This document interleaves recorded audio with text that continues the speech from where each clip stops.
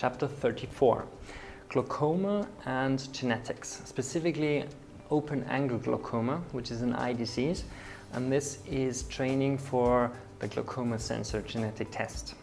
And you will find this test here in the layout of the product. And here you can see it is meant for prevention or early diagnosis. If you already have glaucoma, the test is not going to be beneficial anymore, so only for people that do not have it yet. I would recommend it. All right, here you see a cross-section of an eye, and the normal process is that blood vessels supply the cells within the eye. They're light-sensitive cells that help you see, and they supply them with oxygen and nutrients that the cells require to survive. And also in the back of the eye continuously produces fluid, clear fluid, that keeps the eye inflated, kind of like a balloon, a water balloon. And this fluid travels through the eye, and then it exits through channels at the front of the eye. And it's always produced and it always exits, and by managing how much is produced and how much exits the eye, the eye can be completely inflated all the time without having too low or too high pressure. And this genetic or this gate or this channel of where the fluid can leave the eye is controlled by the LOXL1 gene. And this gene can, when it has a genetic variation, influence the gate and cause the following problem. The eye keeps producing liquid, but it cannot leave the eye as efficiently as it could, but the eye continues to produce more liquid, and this then starts to accumulate and it increases pressure. And there is blood pressure, which presses the blood into the eye to make sure that the cells get the nutrients and oxygen. And now inside the eye, pressure increases and it works against the blood pressure. And eventually it starts on the outside. The blood is forced out of the eye, and then the cells begin to die. And so it starts on the outside and it goes progressively further inwards, and a lot of cells start to die off.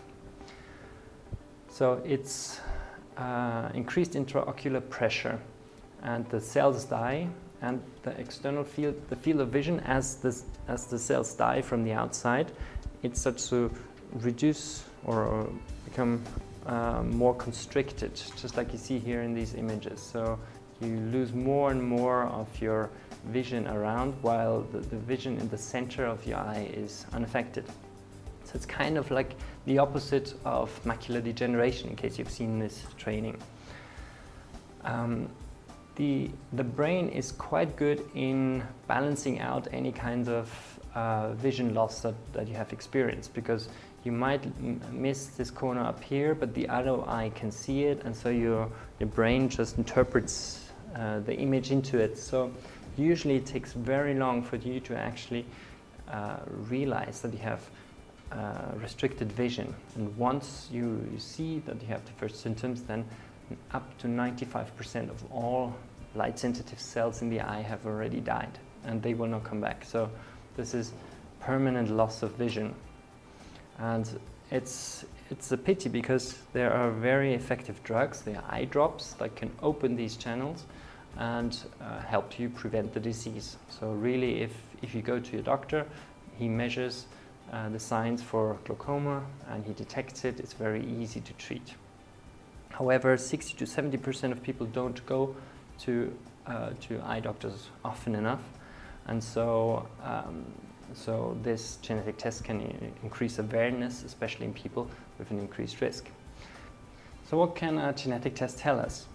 For one, it can tell us the genetic risk. So you might have a low genetic risk, of a one-fold risk, a medium risk, twice as high, or a high risk when all of the genetic variations come together, then it's an 11-fold risk, meaning this person has an 11-fold higher risk of developing, or higher likelihood of developing, the disease than a person in the low area.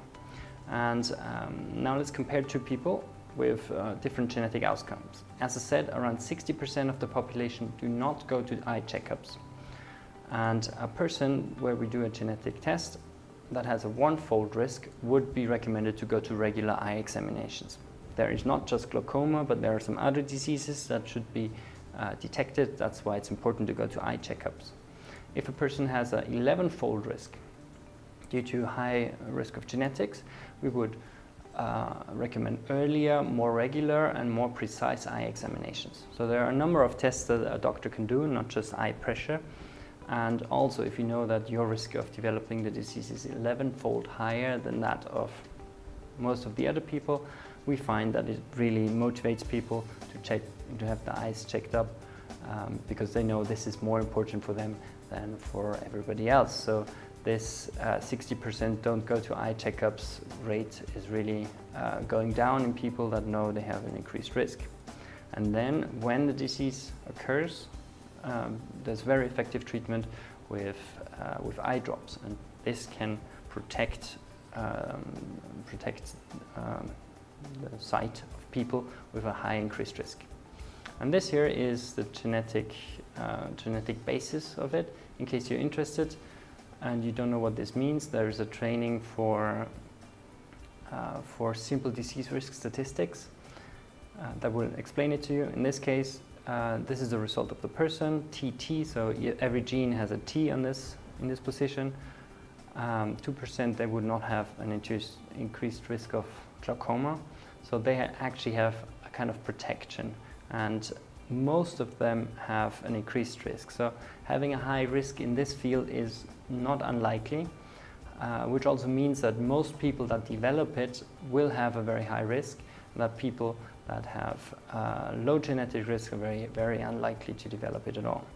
So here you will see this bar, and you will have the arrow wherever you're located. For people that are here, we would recommend normal eye checkups, and if the arrow is here, it's very important for this person to go to regular eye checkups, because odds are this person is part of the 60% that don't go to eye checkups, and it's very important for them, much more than for the other people that have a lower genetic risk.